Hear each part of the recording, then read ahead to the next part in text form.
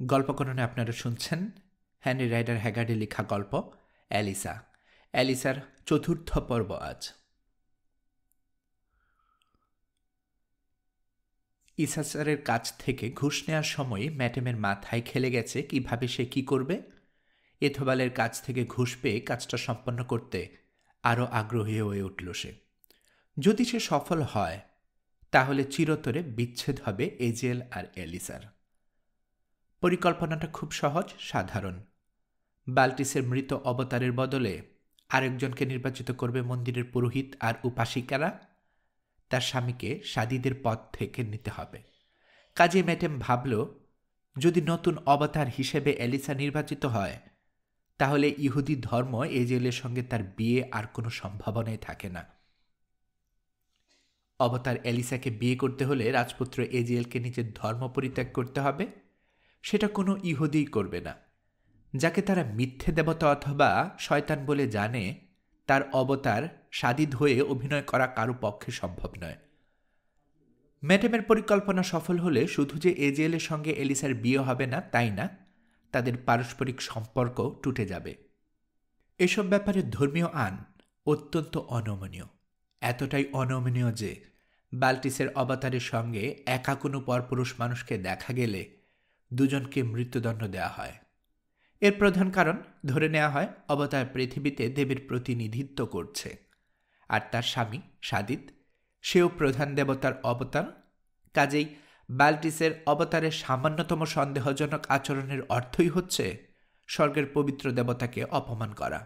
সুতরাং হৃদয় ঘটিত দুর্বলতাকে একটু প্রশ্রয় দেওয়ার পরিণতি মৃত্যু। আইনটা কঠোরভাবে মেনে চলা হয়। এলিসার জন্মের 100 বছর আগে বাল্টিসের এক অবতার এ ধরনের কর্মকাণ্ডে নিজেকে জড়িয়ে মারা গিয়েছিল। তাকে মন্দিরের উপরে দুর্গের সবচেয়ে উঁচু মিনারের নিচে পাকা চত্বরে ছুঁড়ে ফেলা হয়েছিল। এ সমস্ত ঘটনা এবং আইন মেটেমের জানা আছে। বাল্টিসের অবতার সাদা মানুষ ছাড়া আর কাউকে বিয়ে করতে পারবে না। ইথোবাল পুরোপুরি সাদা নয়, কাজেই ইথোবালের খপ্পরেও পড়তে পারে না এলিসাকে। সব দিক ভেবে ম্যাটেম উপলব্ধি করল, কাজটা যদি সে করতে পারে তাহলে শুধু যে তার পকেট ভারী হবে তাই নয়, সবার জন্য ব্যাপারটা মঙ্গলজনক হবে। মনের ভেতর থেকে সায় পেয়ে সমস্ত চাতুরি আর সূক্ষ্ম বুদ্ধি ব্যবহার করতে ব্যস্ত হয়ে উঠল ম্যাটেম। কাজটা মোটেই সহজ হবে না, সেটা সে জানে। আগের অবতারের মেয়ে মেসারের বিরুদ্ধে যদিও অনেকে ভোট দেবে, তারপরও পুরোহিত আর উপাসিকদের ভোটে তার নির্বাচিত হওয়ার সম্ভাবনা প্রচুর। আর মাত্র 2 দিন পরে নির্বাচন অনুষ্ঠিত হবে। এলিসা বা ওর বাবার অজ্ঞাতেই এলিসার পক্ষে নির্বাচনী প্রচারণে নেমে পড়ল ম্যাটেম। প্রথমে প্রচুর সোনা দিয়ে প্রাক্তন সাদিদকে কিনে নিল সে। মেয়ের সঙ্গে তার সম্পর্ক ভালো না বলে কাজটা সহজই হল। আগে সাদিদ নিজের বয়সের দিকে একবারও দৃষ্টিপাত না করে ভাবল, যদি মেয়ের বদলে আর কেউ বাল্টিসের অবতার হয় তাহলে তাকে বিয়ে করতে পারলে সে আবারও প্রধান পুরোহিত হতে পারবে। আরও যাদের সঙ্গে ম্যাটেম যোগাযোগ করল তাদের বেশিরভাগকেই সোনা দিয়ে কিনে নিতে বিশেষ ব্যাগ পেতে হল না। কদিন আগে বাল্টিসের অবতারের ব্যাপারে এলিসার উপর অবতীর্ণ হওয়া ঐশীবাণীর কথা উল্লেখ করায়ও বেশ কাজে দিল। এতে করে জোরালো প্রমাণ দেখালো যে অবতারের পদের জন্য এলিসা অত্যন্ত উপযুক্ত। ম্যাটেমের সমর্থকদের বেশিরভাগই দেখা গেল শহরের উপদেষ্টা মণ্ডলীর সদস্য। তাদের ম্যাটেম যুক্তি দিয়ে বুঝিয়েছে, এলিসা যেমন দৃঢ় চরিত্রের মেয়ে, তাতে সে কিছুতেই ইথোবালকে বিয়ে করবে না। এলিসা রাজি না হওয়া যুদ্ধ বাঁধবে, কারণ তার বাবাও তাকে বিয়ের ব্যাপারে জোর করবে না এ কথা দিয়েছে। সেক্ষেত্রে এই মহাবিপদ থেকে উদ্ধারের একমাত্র উপায় হচ্ছে এলিসাকে বাল্টিসের অবতার হিসেবে নিয়োগ দেয়া। তখন ইথোবালকে বলা যাবে যে স্বর্গের দেবীর ইচ্ছে নয় এলিসা তাকে বিয়ে করুক। ইথোবাল অভিশাপের ভয়ে এলিসার ক্ষতি করতে সাহস পাবে না। উপদেষ্টাদের সমর্থন পাবার পর স্বয়ং সেকন্ডকে ধরল ম্যাটেম। প্রথমে তাকে দিয়ে গোপনীয়তা শপথ করালো, তারপর যুক্তি দিয়ে বোঝালো যদি এলিসার সঙ্গে এজেলের বিয়ে হয় তাহলে ইথোবালের রুশানলে পড়তে হবে। পরবর্তীতে বিরোধ বাঁধবে মিশর ইসরায়েলের সঙ্গে। ওই 2 দেশের প্রভাবের কারণে জড়িয়ে পড়বে টায়ারও। কাজী সব দিক বিবেচনায় এলিসাকে বাল্টিসের অবতার নির্বাচিত করাই সর্বতোভাবে নিরাপদ। নির্বাচনের দিন চলে এলো। বিকেলে নির্বাচন অনুষ্ঠিত হবে নিশ্চিত বোধ করছে ম্যাটেম। এলিসায় বাল্টিসের নতুন অবতার হবে সে সম্ভাবনা প্রায় নিশ্চিত। সেদিন এই বিকেলে এলিসা আহত হবার পর প্রথমবারের মতো তাকে দেখতে যাওয়ার অনুমতি পেল এজিএল। এখন সবাই জানে এলিসা ক্রমেই সুস্থ হয়ে উঠেছে। অবশ্য দুর্বলতা এখনও কাটেনি ওর, ডান হাতটা এখনও ফুলে আছে, নাড়াতে কষ্ট হয়। ঘরে 2-3 জন পরিচারিকা আছে, কিন্তু তারা কাছে বিরাট ঘরের আরেক প্রান্তে একটা পর্দার আড়ালে। কাজেই এলিসাকে একাই বলা যেতে পারে। জানালার কাছে একটা ক্যাদারাই শুয়ে আছে এলিসা। তার কাছে পৌঁছে মুখ নামিয়ে আহত হাতে চুমু খেল এজেল। না, আলখেল্লার নিচে হাতটা লুকালো এলিসা। এখনো কালো হয়ে আছে হাত, বিষও আছে। সে কারণেই হয়তো আরো বেশি উচিত এখানে চুমু খাওয়া, বলল এজেল। নিশ্চয়ই খুব কষ্ট হচ্ছে তোমার। এলিসার চোখ এজেলের চোখে স্থির হল। ফিসফিস করে বলল, হাতে কষ্ট হচ্ছে না রাজপুত্র, কষ্ট হচ্ছে কপালে। ওখানেই তো মুকুট পরানো হবে। এলিসার কপালে ঠুট রেখে এজিএল বলল, তুমি এখনই আমার হৃদয়ের রানী। সিংহাসন যদিও তোমার জন্য অতি সাধারণ, তবে তা নিশ্চিত যে জীবন তুমি রক্ষা করেছ সে জীবন আসলে তোমার একান্ত নিজেরই। আমি শুধু একটা ঋণ শোধ করেছি, জবাব দিল এলিসা। থাকে সব কথা, খুশি মনে আমি মরতে পারি তোমার জন্যে। ভাবছ যদি এরকম পরিস্থিতি হয় তাহলে তুমিও কি আমার জন্য মরতে রাজি হবে? হব, আবেগ ঝরল এজিএলের কণ্ঠে। শুধু যে মরতে রাজি হব তাই নয়, প্রয়োজনে আমি লজ্জাকেও মাথা বেঁধে নেব। মিষ্টি কথা বললে এজেল। মৃদু হাসল এলিসা। যদি সত্যি প্রমাণ দেওয়ার মতো পরিস্থিতি সৃষ্টি হয় তখন বোঝা যাবে তুমি ঠিক বলছো কিনা। আমার ধারণা তেমন পরিস্থিতি আসবে। তুমি বলেছ তুমি শুধু আমার, আর কারো নয়। হে কি সত্যি? আমি খেমের এক রাজকুমারীর সঙ্গে তোমাকে জড়িয়ে কিছু কথা শুনেছি। যদি আপত্তি না থাকে তাহলে আমাকে বলো, এত দূরে এ শহরে কেন এসেছো তুমি? তোমাকে খুঁজে পাবার জন্যে, হেসে জবাব দিল এজেল। তারপর খেয়াল করলো এখনো চোখে প্রশ্ন নিয়ে তাকিয়ে আছে এলিসা। এজেল বলল, যা বললাম তা সত্যি বলেছি, বিশ্বাস করতে পারো। কিছুদিন আগে আমার দাদা রাজা সলোমনের নির্দেশে আমার নানা মিশরের ফেরাউনের দরবারে পাঠানো হয়েছিল আমাকে। উদ্দেশ্য ছিল দুদেশের মধ্যে বন্ধুত্ব দৃঢ়তা করার। আমার এক সুন্দরী বোন এক রাজকুমারীকে ওখানে আমার চাচার খবর পৌঁছে দেয়। আমার সেই চাচার সঙ্গে তার বিয়ে ঠিক হয়ে আছে। হ্যালিসা, সেই রাজকুমারীর সঙ্গে ভালো আচরণ করেছি আমি, তার বেশি কিছু নয়। কিন্তু তাকে নিয়ে যখন জেরুজালেমে ফিরলাম, রাজকুমারী আমার চাচাকে বিয়ে করতে অস্বীকার করে বসল। একটু থেমে দ্বিধায় ভুগল এজেল। এলিসা বলল, থামলে কেন? বলো, আমি শুনেছি মহিলা প্রত্যাখ্যানের কারণ হিসেবে কিছু কথা বলেছিল। তুমি ঠিকই শুনেছ এলিসা। রাজার সামনে সে ঘোষণা দিল যদি বিয়ে করতে হয় তাহলে সে আমাকে ছাড়া আর কাউকে বিয়ে করবে না। ভীষণ রেগে গেল আমার চাচা। আমাকে দোষ দিল আমি নাকি তার সঙ্গে চাতুরি করেছি। শপথ করে বলতে পারি এলিসা, এ ধরনের কোনো নোংরামি আমি করিনি।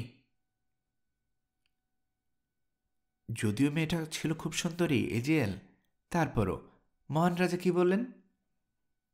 তিনি বললেন, যেহেতু যার সঙ্গে রাজকুমারীর ঠিক বিয়ে হয়েছিল তাকে যখন সে আগে দেখেনি, কাজেই ইচ্ছের বিরুদ্ধে তাকে জোর করে বিয়ে দেয়া যাবে না। তবু যদি পরে রাজকুমারী কারো প্রভাবহীন অবস্থায় মন পরিবর্তন করে, সে কথা ভেবে রাজা ঠিক করলেন আমাকে দূরে দীর্ঘদিনের জন্য পাঠাবেন। ঘটনা হলো এই এলিসা। এটা তো পুরো ঘটনা না, নিশ্চয়ই আরো কিছু বলেছিলেন রাজা। ব্যগ্র দেখালো এলিসাকে। তিনি আরো কথা বলেছেন, খানিকটা অনিচ্ছা থাকা সত্ত্বেও বলল এজেল। আমি ফেরার আগে যদি রাজকুমারী তার মত পরিবর্তন করে আমার চাচাকে বিয়ে করে তাহলে তো ভালোই, নইলে তা যদি সে না করে, যদি তখনও আমাকে বিয়ে করতে চায় তাহলেও ভালো। একথা শুনে আমার অসন্তুষ্ট চাচা বোধ হয় খানিকটা স্বস্তি পান। আমি স্বস্তি পাচ্ছি না রাজপুত্র, বলল এলিসা। টপ টপ করে জল পড়ছে ওর হরিণী চোখ থেকে। আমি ভালো করেই জানি ওই মহিলা তার মন পরিবর্তন করবে না। তোমাকে সে ভালোবাসে। তুমি যুবক আর সুদর্শন, তোমার বদলে বয়স্ক এমন একজন লোককে সে বিয়ে করবে না যাকে সে ঘৃণা করে, আর তার মনে হচ্ছে এখান থেকে তুমি যখন জেরুজালেমে ফিরে যাবে তখন রাজার নির্দেশে তুমি রাজকুমারীকে বিয়ে করবে। না এলিসা, আমি আগেই বিবাহিত হয়ে গেলে তা ঘটবে না, দৃঢ় গলায় বলল এজেল। আমি শুনেছি ওখানে পুরুষ মানুষ একজনের বেশি বউ রাখতে পারে এজেল, তাদেরকে তালাকও দেওয়ার ইচ্ছে আছে। কাতর শোনালো এলিসার কণ্ঠ। আমি তোমাকে হারাবো এমন কোথাও যেয়ে না এজেল, যদি সত্যি আমাকে ভালোবেসে থাকো তাহলে ওখানে আর ফিরে যেও না। জবাব দেওয়ার আগেই গান আর বাজনার আওয়াজ ভেসে এলো এজেলের কানে। জানালা দিয়ে তাকিয়ে সে দেখল আনুষ্ঠানিক পোশাক পরা এল আর এলের পুরোহিত এবং বাল্টিসের উপাসিকদের বিরাট এক শোভাযাত্রা আসছে। তাদের সঙ্গে রয়েছে শহরের গণ্যমান্য সব নাগরিক, আরও আছে সাধারণ জনতা আর বাজনাদারের দল। সবাই প্রাসাদের দরজার দিকে আসছে। কি ব্যাপার? বিস্মিত হয়ে বলল এজেল। তার কথা শেষ হতে না হতেই দরজা খুলে গেল। ভেতরে ঢুকল দুজন বার্তাবাহক, তাদের হাতে রাজদণ্ডের অনুকরণে দাপ্তরিক দণ্ড। দুজনেই এলিসার সামনে এসে দাঁড়াল। অভিনন্দন আপনাকে, দেবীর অনুগ্রহপ্রাপ্তা। সঙ্গে সঙ্গে বলে উঠল দুজন। তৈরি হয়ে নিন, আমরা আপনাকে সুখবর জানাতে এসেছি। সুখবর? জিজ্ঞেস করল এলিসা। তাহলে কি ইথুবাল তার প্রস্তাব ফিরিয়ে নিয়েছে? না না, সে খবর দিতে সবাই আসছে না। তাহলে তারা দেখা করতে আসুক, তা আমি চাই না।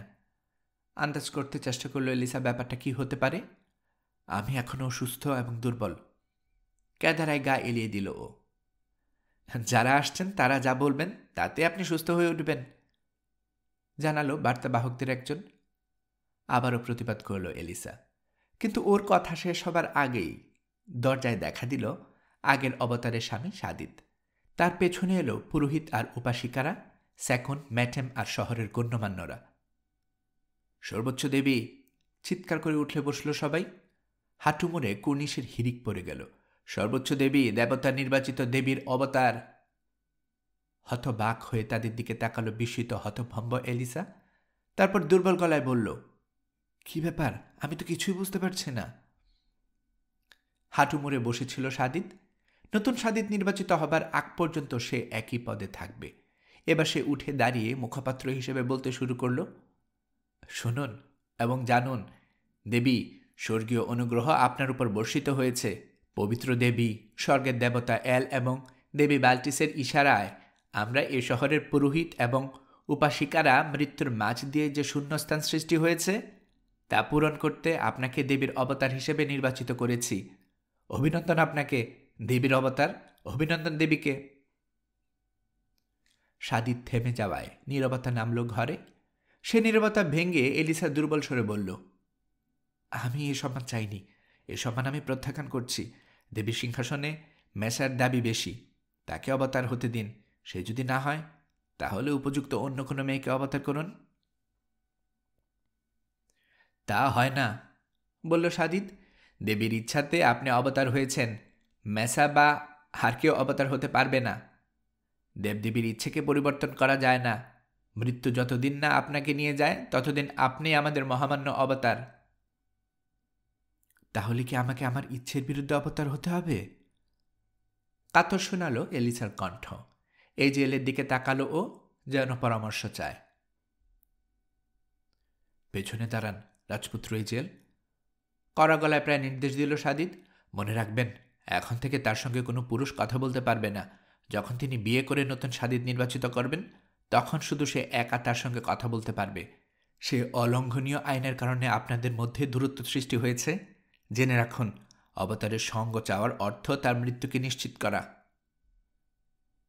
দুজনের মাঝে চিরতরে বিচ্ছেদের খাড়া নেমে এসেছে বুঝতে পেরে অসহায়ের মতো পরস্পরের দিকে তাকালো এজেল আর এলিসা। দুজনের কেউই কোনো কথা বলতে পারার আগেই সাদিদের নির্দেশ এলিসাকে ঘিরে দাঁড়ালো উপাসিকদের দল। তার মাথার উপর সাদা একটা নেকাব রেখে আনন্দের ধর্মীয় সঙ্গীত গাইতে শুরু করলো তারা। এবার এলিসাকে তারা নিয়ে চলল দেবীর প্রাসাদে। এখন থেকে সেটাই হবে এলিসার বাড়ি।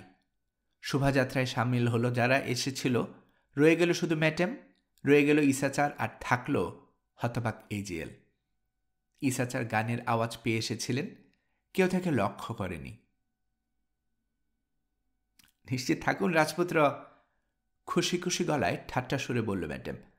আপনারা দুজন যদি সত্যিই পরস্পরকে ভালোবাসেন, তাহলে দেবী এলিসা এখন আপনার হতে পারে। আপনাকে শুধু এলের উপাসক হতে হবে, তাহলেই দেবী এলিসা আপনাকে স্বামী হিসেবে ঘোষণা দেবেন, আর আপনি হয়ে যাবেন স্বাধীন। অধর্ম করবেন না, তীক্ষ্ণ স্বরে বললেন ইসাচার। একটা মেয়ের জন্য কি ইসরায়েলের মহান ধর্মাবলম্বীদের একজন দেবতা নামের এক শয়তানের পূজারী হয়ে যাবে? সেটা সময়ে বলবে, কাঁধ ঝাঁকিয়ে জবাব দিল ম্যাডাম। তবে এটা ঠিক যে দেবী এলিসাকে পাবার জন্য কোনো উপায় নেই রাজপুত্রের। গলার স্বর বদলে গেল ম্যাডামের। এবার সে এজিএলকে বলল, আপনার যদি দেবী এলিসাকে ধর্ম পরিবর্তন না করে বিয়ে করার কোনো ইচ্ছে থাকে, তাহলে আমি অনুরোধ করে বলছি রাজপুত্র, ওই চিন্তা মাথা থেকে বের করে দিন। এ ব্যাপারে আইন কখনো ভঙ্গ করা হয় না। এই উপাসক ঠিকই বলেছে, যদি আপনাকে দেবী অবতার এলিসার সঙ্গে একা পাওয়া যায়, তাহলে এলিসার মৃত্যু কার্যকর করা হবে। এজিএল যেন কথাগুলো শুনেও শুনল না। ঘুরে ইসাচারের দিকে তাকিয়ে সে শান্ত গলায় জিজ্ঞেস করল, আমাদের আলাদা করতে আপনি কি পরিকল্পনা করেছেন? যদি করে থাকেন, তাহলে জেনে রাখুন আপনাকে পস্তাতে হবে। শুনুন রাজপুত্র, মুখ খুলো ম্যাডাম, পবিত্র ইসাচার নয়, পরিকল্পনাটা আমার। এলিসাকে দেবীর অবতার হতে আমি অত্যন্ত সাহায্য করছি বলতে পারেন। বলবো কেন কাজটা করেছি আপনাদের দুজনকে রক্ষা করতে। সেই সঙ্গে চেষ্টা করেছি বিরাট একটা যুদ্ধ এড়িয়ে যাবার। আপনাদের দুজনের সামাজিক অবস্থানে অনেক পার্থক্য আছে। যদি সেসব তুচ্ছ করে আপনাদের বিয়ে হতো, তবু হাজার হাজার লোক মারা যেত, এ শহর ধ্বংস হয়ে যেতে পারত। এলিসাকে আপনি স্ত্রী হিসেবে না নিয়ে উপপত্নীও করতে পারতেন না। সে ভালো বংশের মেয়ে, তাছাড়া আপনি তার বাবার অতিথি। এসব কারণেই অবতার এলিসার ধরাছোঁয়ার বাইরে চলে গেছে। সেটা আপনার নিজের জন্যই ভালো হয়েছে, এলিসার স্বার্থেও এটা ভালো হয়েছে। উচ্চাকাঙ্ক্ষী তরুণী সে, তার জন্মই হয়েছে শাসন করতে। বাকি জীবন সে থাকবে ক্ষমতাশালিনী। এ যদি না হতো, তাহলে এলিসাকে ঘৃণা করে সেই ইথোবালের হাতে তাকে তুলে দিতে হতো। এখন তার সম্ভব নয়। সাদা মানুষ না হলে দেবীর অবতার তাকে বিয়ে করতে পারে না। তার ইচ্ছের বিরুদ্ধেও বিয়ে দেয়া যায় না, এটাই নিয়ম। সম্ভবত এসব ইথোবালকেও মেনে নিতে হবে। কাজেই আমাকে খারাপ ভাববেন না, যদিও জানি অল্প সময়ের জন্য হলেও আপনার হৃদয়ে আমার প্রতি বিরূপ প্রতিক্রিয়া হয়ে থাকবে। আমি অসন্তুষ্ট হয়েছি ঠিকই, বলল এজেল। ফিনিশিয়ান ব্যবসায়ী, যেসব যুক্তি তুমি দেখালে তাতে আমার হৃদয়ের ক্ষত ঠিক হবে না। তুমি বা ইসাচার ভবিতব্যকে যতই বদলাবার চেষ্টা করো, তা হবার নয়। আমি আর এলিসা দুজন দুজনকে ভালোবাসি, এটা নিয়তি। বিশ্বাসঘাতকতা করেছ তোমরা আমার সঙ্গে, ধ্বংস করে দিয়েছ এলিসার জীবনটাকে। যে সম্মান এলিসা চায়নি, তা দিয়েই টুকরো টুকরো করে দিয়েছ ওর হৃদয়টা। ভাবছ যুদ্ধ ঠেকাবে? আমি স্পষ্ট বুঝতে পারছি, কৌশল করতে গিয়ে তোমরা অশুভকে ডেকে এনেছ। ঠিক আছে ম্যাডাম, পবিত্র ইসাচার, বিদায়। বিষণ্ণ চেহারায় ঘর ছেড়ে বেরিয়ে গেল এজিএল। ম্যাডাম তাকে চলে যেতে দেখল, তারপর ইসাচারের দিকে ফিরে বলল, যা পাবার কথা ছিল সেটা পাবার অধিকার জন্মেছে আমার। আপনাকে 200 শেকেল দিতে হবে। তবে এখন আমার মনে হচ্ছে এসবের সঙ্গে নিজেকে জড়িয়ে ভালো করিনি আমি। কেন আমি তা জানি না, কিন্তু মনে হচ্ছে রাজপুত্রের কথা সত্যি হবে। আমরা যত কৌশলী করি না কেন, শেষ পর্যন্ত রাজপুত্র আর এলিসাকে পরস্পরের কাছ থেকে বিচ্ছিন্ন করতে পারব না। হয়তো আমাদের কারণে মৃত্যুর মাঝ দিয়ে এক হবে দুজন। হঠাৎ মত পরিবর্তন করল ম্যাডাম। ইসাচার, আমি আপনার শেকেল নেব না। ওতে রক্ত মাখানো আছে, বিশ্বাস করুন আর না করুন, ওতে লেগে আছে মৃত মানুষের রক্ত। নাও বা না নাও, বললেন ইসাচার, আমি খুশি যে 200 শেকেলের কারণে কাজটা সম্পন্ন হয়েছে। এজিএল বেঁচে থাকুক বা না থাকুক, আমি খুশি যে তার নশ্বর দেহ যদি মাটিতে মিশেও যায়, তবুও তিনি কোনো মেয়ের সৌন্দর্যের কারণে আত্মার বিশুদ্ধতায় খোয়াবেন না। ডাইনিটার ঠোঁট এজিএলের ধরাছোঁয়ার বাইরে চলে গেছে। ইসরায়েলের কেউ বাল্টিসের অবতারের সঙ্গে সম্পর্ক রাখবে না ম্যাডাম? আপনি তাই করুন নিশাচার, দ্বিমত পোষণ করল ম্যাডাম। কিন্তু আমি এরকম লোভনীয় ফল পাড়াতে মানুষকে অনেক উপরে বেয়ে উঠতে দেখেছি। এমনও দেখেছি ফলটা হাতের নাগালে আসার আগে এসে পড়ে যাবে জেনেও উঠেছে। ইসাচারকে একা রেখে বেরিয়ে গেল ম্যাটেমো। ইসাচার অনুভব করলেন ভবিতব্য আসলে বদলানো যায় না। কি হতে যাচ্ছে ভবিষ্যতে জানা নেই তার। এরকম শঙ্কা জাগছে কেন মনে?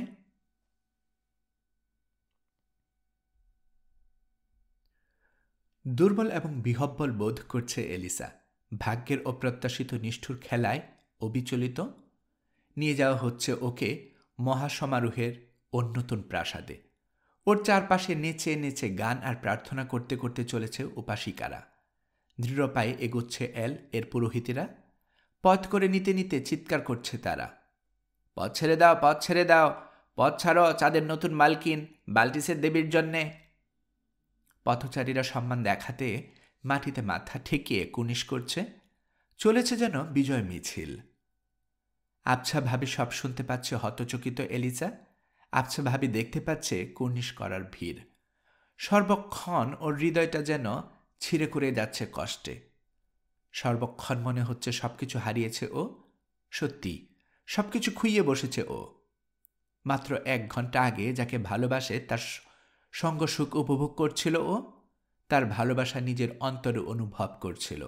স্বপ্ন দেখছিল এ শহর থেকে বহু দূরে বাল্টিসের উপাসনাকারীদের কালো ছায়া থেকে মুক্ত সুন্দর একটা জীবনের।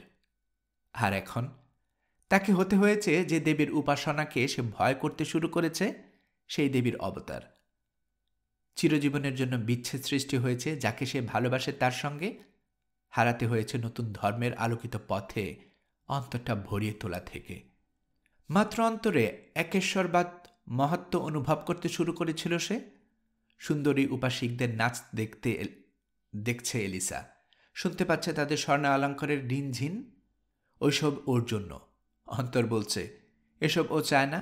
বুঝতে পারছে হৃদয়ের কথা, আমি শুধু তাকে চাই যাকে আমি হারিয়েছি। অন্তরের ভেতর যেন আরেকটা স্বর কথা বলে উঠল, তাই তাকে চাও? তাহলে তাকে আমার বেদির উপরে আগুনে ঝলসে মৃত্যু দাও, যাতে তুমি তার সঙ্গে মিলিত হতে পারো। আমি কি তোমাকে এত রূপ দিইনি যে তোমার শত্রু এক ঈশ্বরের বান্দাদের মাঝ থেকে মাত্র একজনের প্রাণ তুমি নিতে পারো? না না, এলিসার হৃদয় কেঁদে উঠল। আমি এই অশুভ কাজ করতে ওকে উৎসাহিত করব না। হ্যাঁ হ্যাঁ করবে, বিদ্রুপের সুরে বলল সেই অপার্থিব কণ্ঠস্বর। তোমারই জন্য সে আবার বেদিতে পুড়ে মরবে আমার। পরদিন ভোর। এজেল আর মেটেমকে নিয়ে সদলবলে সসৈন্যে রাজা ইথোবালের শিবিরে চললেন নগর প্রশাসন সেকন্ড। তাদের উদ্দেশ্যে রাজাকে একটা জবাব পাঠানো। ইথোবাল নিজে শহরে ঢুকতে রাজি হয়নি। শর্ত দিয়েছে তাকে প্রচুর সৈন্য নিয়ে ঢুকতে দিলে তবেই সে আসবে। সেটা বিপজ্জনক বুঝে সেকন্ড চলেছেন। তাঁবুগুলোর খানিকটা দূরে তারা থামলেন। কাঁটাঝোপের বেড়া দেয়া শিবিরের ভেতরে ঢুকা সেকন্ডরা নিরাপদ মনে করছেন না। কাজেই ইথোবালকে শিবিরের বাইরে সমতল ভূমিতে আলোচনার প্রস্তাব দিতে দূত পাঠানো হলো। মেটেম জানালো সে ইথোবালকে ভয় করে না। কাজে সে গেল দূতদের সঙ্গে। দূতের দল শিবিরে পৌঁছে গেল। সঙ্গে সঙ্গে তাদের নিয়ে যাওয়া হলো ইথোবালের অস্থায়ী দরবারে। মেটেম তাদের থেকে আলাদা হয়ে গেল। রাজা ইথোবালকে তার তাঁবুর সামনে পায়চারি করতে দেখল সে। কি কারণে এসেছে ফিনিশিয়ান? কাঁধের উপর দিয়ে তাকিয়ে মেটেমকে জিজ্ঞেস করল ইথোবাল। আমার প্রাপ্য নিতে রাজা, বলল মেটেম। রাজা বলেছিলেন আমি সেকনের কন্যা এলিসার জীবন বাঁচাতে পারলে তিনি আমাকে 100 আউন্স সোনা দেবেন। আমি তাকে বাঁচাতে পেরেছি, সে কারণেই পুরস্কার নিতে এসেছি।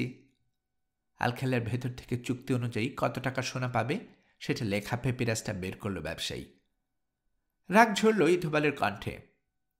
আমি যতটুকু শুনেছি প্রতারক, তার অর্ধেকও যদি সত্যি হয় তাহলে আমার লোক নির্যাতন করতে যারা প্রশিক্ষণপ্রাপ্ত তারাই আমার ঋণ পরিশোধ করবে। এবার আমাকে বলো তো ব্যবসায়ী, কদিন আগে যে সোনার বস্তা তুমি নিয়ে গেলে ওগুলোর বদলে কি প্রতিদান তুমি দিয়েছ আমাকে? সবচেয়ে ভালো প্রতিদান রাজা, জবাব দিল অবিচলিত ম্যাটেম। তার ভাব দেখে মনে হলো এক বিন্দু ভয় পায়নি সে। আমি আমার কথা রেখেছি রাজা, আপনার নির্দেশ পুরোপুরি পালন করেছি। এমন ব্যবস্থা করেছি যাতে করে কখনো রাজপুত্র এজিএল সেকনের কন্যাকে বিয়ে করতে পারবে না। তা করেছ এলিসাকে বাল্টিসের অবতার বানিয়ে? গম্ভীর গলায় বলল ইথোবাল। এটা এমন একটা বাধা, যে বাধা এমনকি আমিও ডিঙ্গানো কঠিন মনে করছি।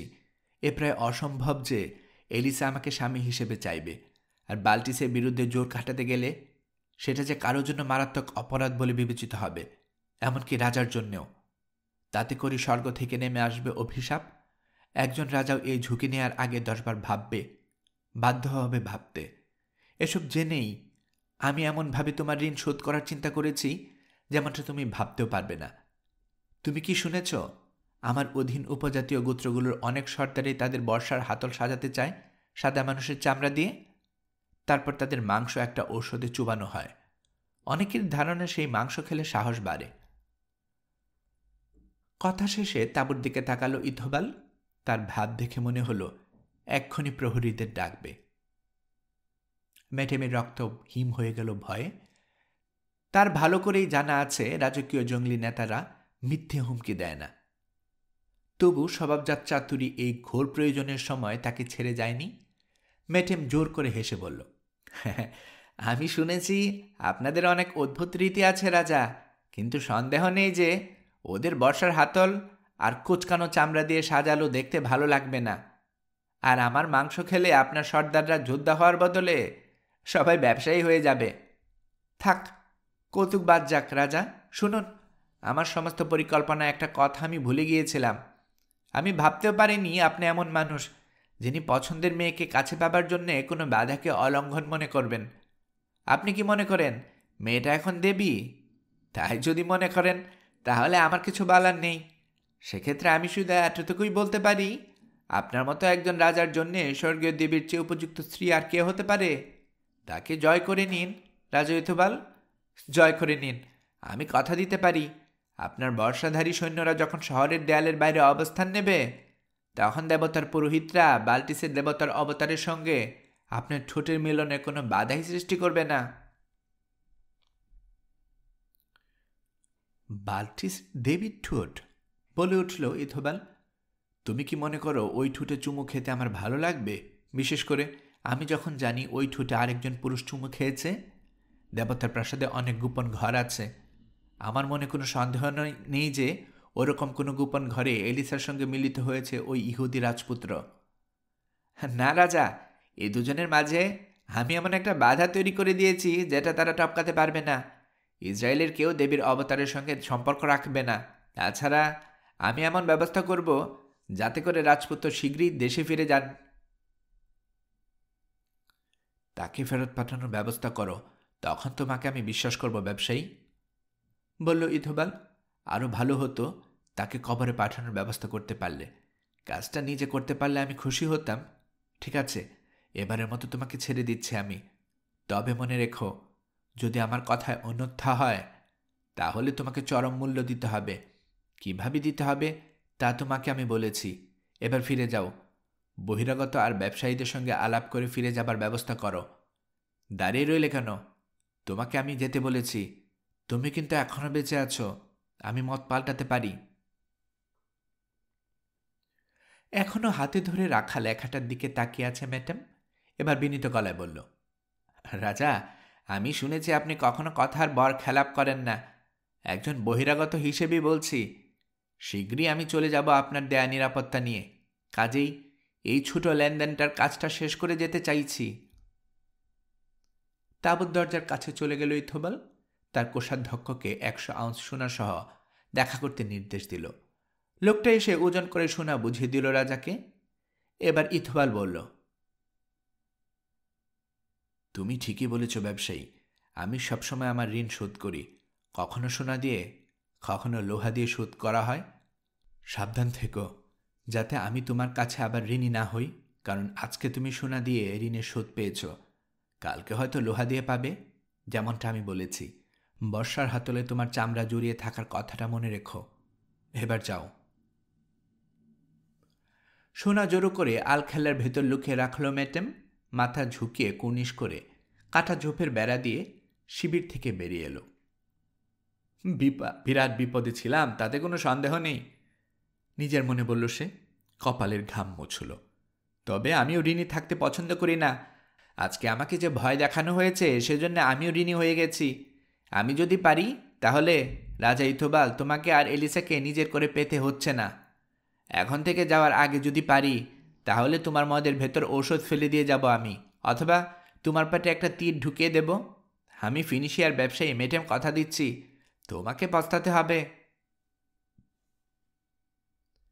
সেকনের সঙ্গে আসা লোকজনের কাছে ফিরে ম্যাটেম জানালো ইতিমধ্যে রাজা ইথোবালের তরফ থেকে খবর পৌঁছে গেছে। ইথোবাল একটু পরেই শিবিরের বাইরে সমতল ভূমিতে দেখা করবে। কিন্তু অনেকক্ষণ পেরিয়ে গেল, রাজা ইথোবাল এলো না। আবার দূত পাঠালেন সেকন। তাকে জানিয়ে দিতে বললেন শহরে ফিরে যাবার কথা ভাবছেন তিনি। খানিক পর শিবির থেকে বের হলো ইথোবাল, তার সঙ্গে সৈন্য এবং প্রহরী দল। তারা সারিবদ্ধ হওয়ার পর সেকনের দলের দিকে এগিয়ে এলো ইথোবাল। তাকে আরও সঙ্গ দিচ্ছে 12-14 জন উপদেষ্টা আর সেনাপতি। তাদের কাছে কোনো অস্ত্র নেই। শিবির এবং সেকনের দলের তীরের আওতার বাইরে মাঝখানে থামল ইথোবাল। সমান সংখ্যক পুরোহিত আর গণ্যমান্য লোক নিয়ে তার সঙ্গে মিলিত হল সেকন। তাদের মাঝে এজেল এবং ম্যাটমো আছে। সঙ্গে আনা ছোড়া ছাড়া সবাই নিরস্ত্র। সেকনের প্রহরীরা টিলার গোড়ায় অপেক্ষা করছে। আনুষ্ঠানিক অভিবাদন বিনিময়ের পর সেকন বলল, কাজের কথায় আসা যাক রাজা। আপনার জন্য অনেকক্ষণ অপেক্ষা করেছি আমরা। ইতিমধ্যে এখানে আমাদের কি ঘটেছে জানতে শহর থেকে সৈন্যবাহিনী রওনা হয়ে গেছে। তাহলে কি তারা ভয় পাচ্ছে আমি দূতদের চোরাগুপ্তে হামলা করব? রাগের সঙ্গে জিজ্ঞেস করল ইথোবাল। রাজার দরজা খোলার আগ পর্যন্ত চাকরদের দলকে অপেক্ষা করতে হয়, সেটাই কি নিয়ম নয়? আমি জানি না সৈন্যরা ভয় পাচ্ছে কিনা, বললেন সেকন। তবে আমরা কোনো ভয় পাচ্ছি না, সংখ্যায় আমরা অনেক। টিলার দিকে তাকালেন তিনি। ওখানে তার 1000 সৈন্য অপেক্ষা করছে। আবার বললেন, আর একটা কথা, জিম্বুর নাগরিকরা টায়ার রাজা হিরাম ছাড়া আর কালো চাকর নয়। সেটা ভবিষ্যতে প্রমাণ হবে সেকন, বলল ইথোবাল। এখন বলুন, আপনার সঙ্গে ওই ইহুদি কি করছে? আঙ্গুল তুলে এজেলকে দেখালো সে। ও কি জিম্বুর দূতদের মধ্যে একজন? না রাজা, হাসল এজেল। তবে আমার দাদা মহান সলোমান আমাকে সবসময় উপদেশ দিয়েছেন, যখনই সম্ভব হবে শান্তিতে এবং যুদ্ধে জঙ্গলিদের আচরণ কি হয় সেটা পর্যবেক্ষণ করবে, যাতে তুমি শিখতে পারো কিভাবে তাদের সামলাতে হবে। সে কারণেই সেকনের দলের সঙ্গে আমার আশা। থাক ওসব কথা, বিপদ বুঝে বলে উঠলেন সেকন। এখন এসব কথার সময় নয় রাজা ইথোবাল। যেহেতু আপনি আর আমাদের শহরের দেয়ালের ভিতর ঢুকতে রাজি হননি, কাজেই আপনার বক্তব্যের জবাব জানাতে আমাদেরই আসতে হয়েছে। আপনি দাবি করেছিলেন আমরা যাতে আমাদের নগরের প্রতিরক্ষা ব্যবস্থা শিথিল করি। তা করতে আমরা অস্বীকৃতি জানাচ্ছি। শত্রু আক্রমণে শহর ধ্বংস হয়ে যাবে তেমনটা হবার সম্ভাবনা সৃষ্টির কোনো ইচ্ছে আমাদের নেই। আপনি আরও বলেছিলেন খনির কাজে আমরা কোনো দাস ব্যবহার করতে পারবো না। এ ব্যাপারে শুধু এতটুকুই আমাদের বলার আছে, যাদের আমরা কাজে নেই তাদের কাজের বিনিময়ে তাদের সর্দার অথবা আপনাকে উপযুক্ত পারিশ্রমিক আমরা দিয়ে থাকি। আরও দাবি করেছিলেন আপনি খনির উত্তোলিত সোনা যে পরিমাণ আপনাকে দেয়া হয় তা দ্বিগুণ করতে হবে। এ ব্যাপারটা ভয় পেয়ে নয়, বন্ধুত্বের খাতিরে মানতে রাজি আছি আমরা।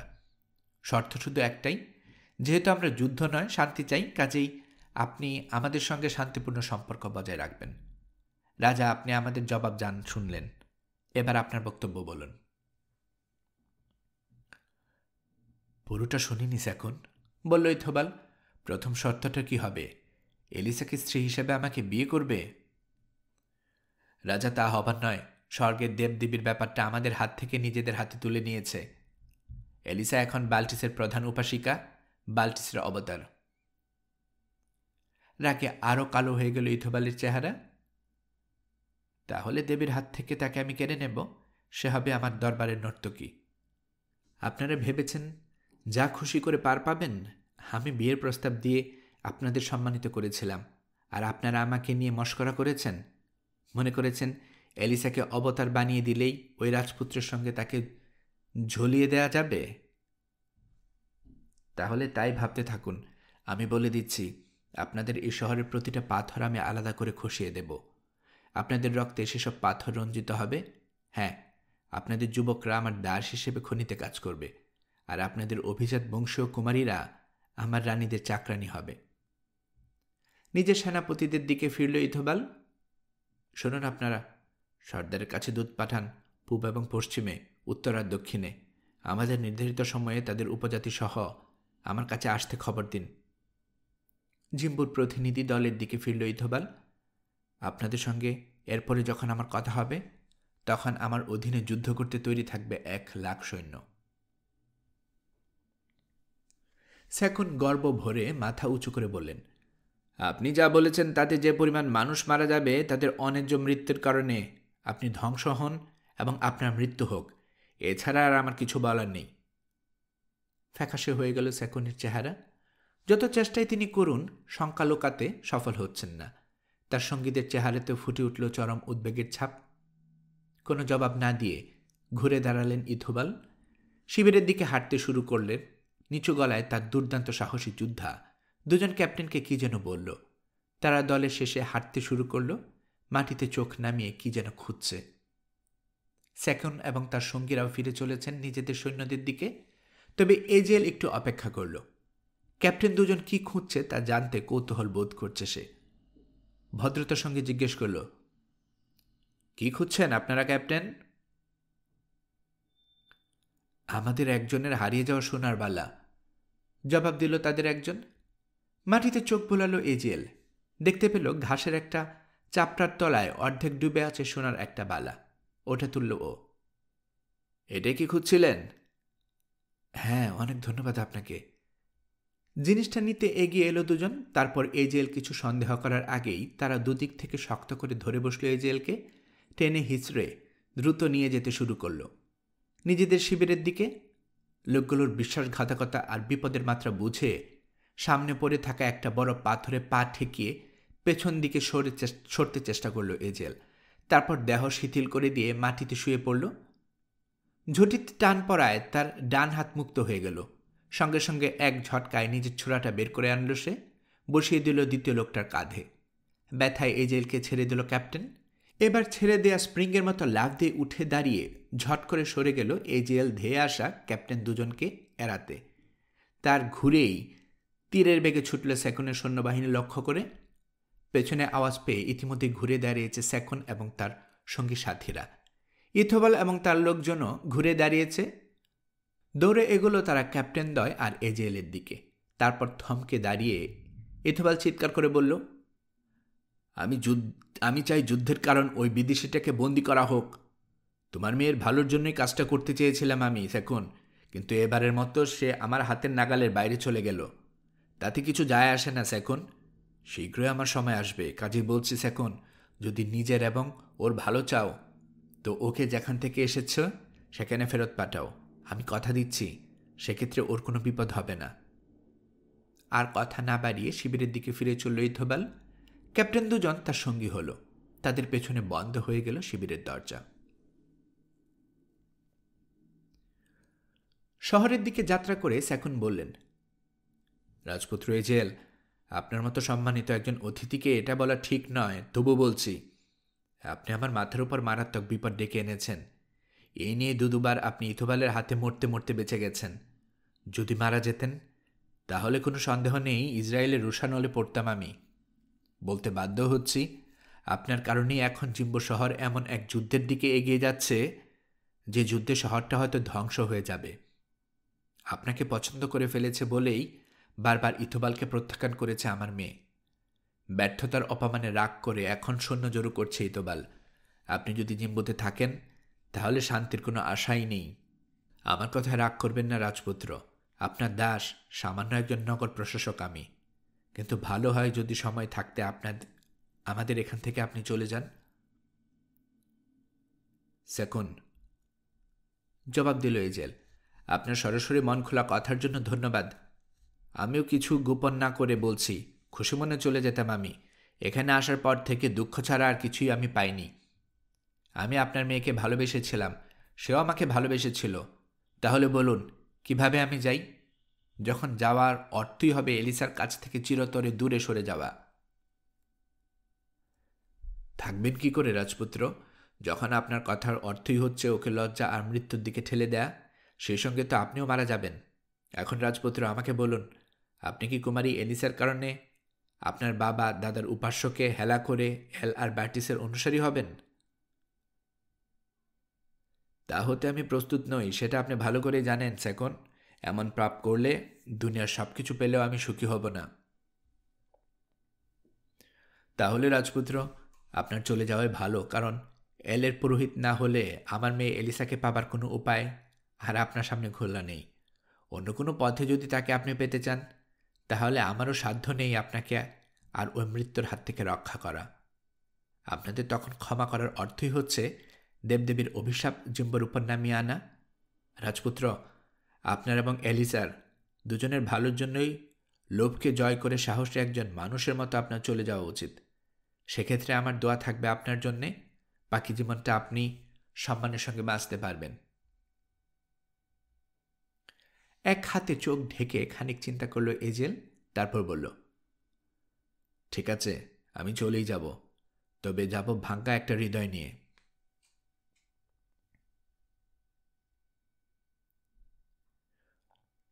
প্রাসাদে পৌঁছে সরাসরি নবী ইসাচারের ঘরের দিকে পা বাড়াল এজেল। দরজায় কোনো প্রহরী দেখতে না পেয়ে ভেতরে ঢুকে দেখল ইসাচার জানালার কাছে জেরুজালেমের দিকে মুখ করে বসে প্রার্থনা করছে।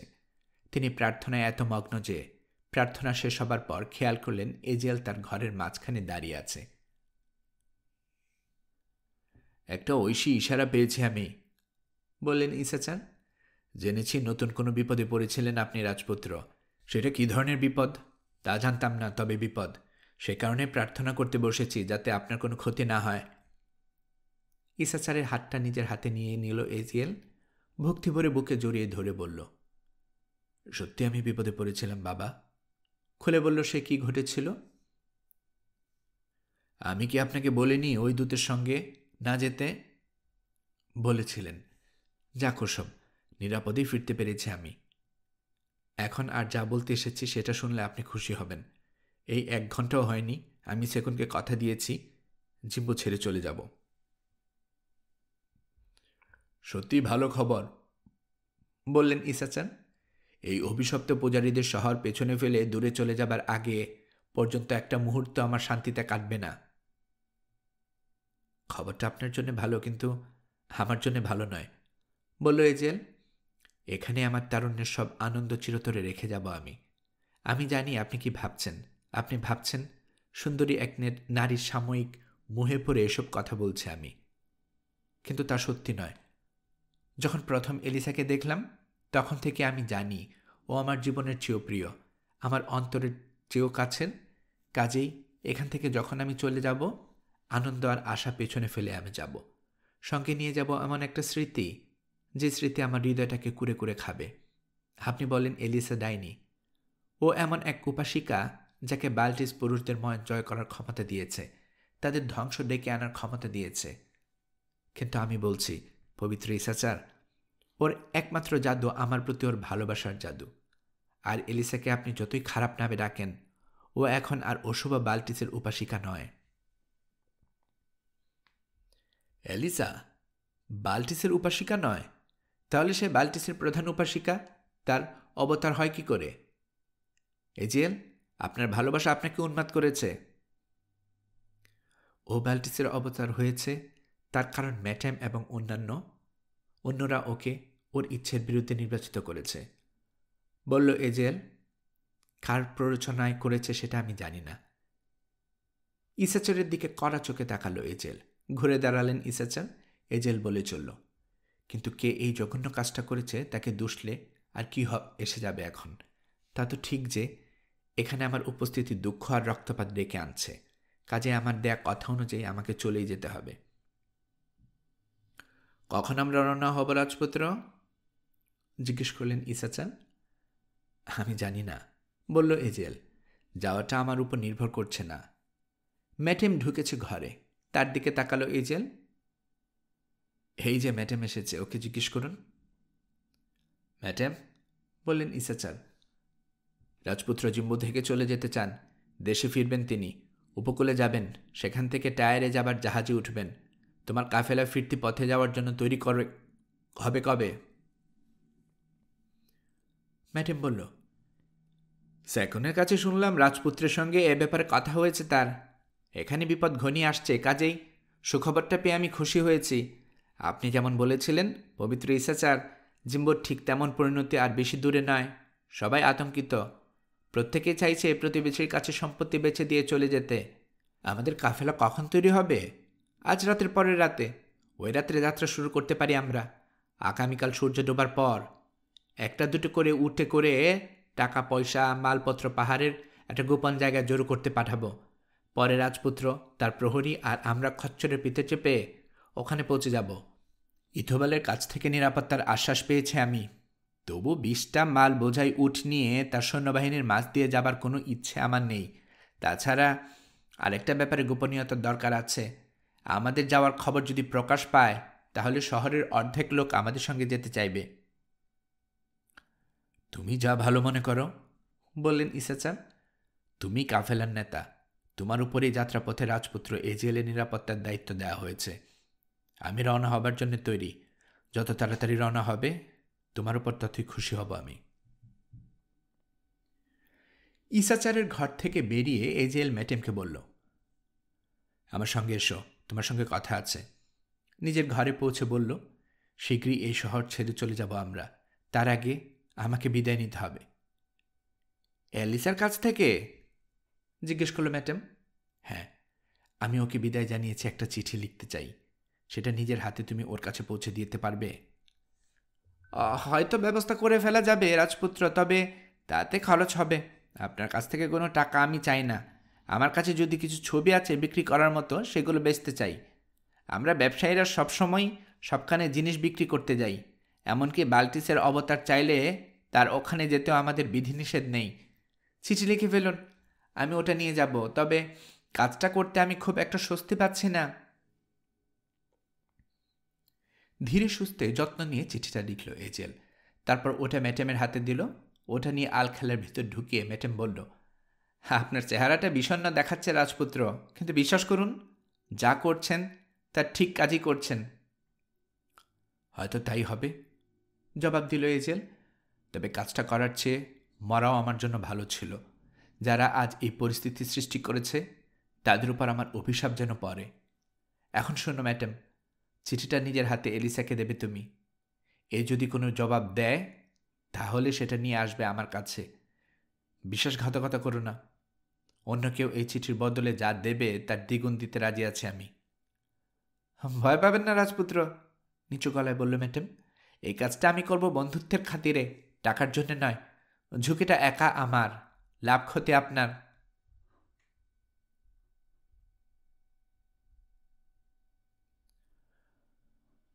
গল্পকরণে এতক্ষণ আপনারা শুনছিলেন হেনরি রাইডার হ্যাগার্ডের লেখা গল্প এলিসা এর 4র্থ পর্ব। আমি নিয়মিতভাবে গল্প পাঠ করে আপনাদেরকে শোনাচ্ছি। গল্প পাঠ ভালো মনে করে থাকলে আমার এই গল্পটি আপনার বন্ধুবান্ধব প্রিয়জন সবার কাছে শেয়ার করবেন, তাতে করে তারা এই গল্পটি শোনার সুযোগ পাবে। আপনারা ভালো থাকবেন সেই প্রত্যাশা এখানে বিদায় নিচ্ছি।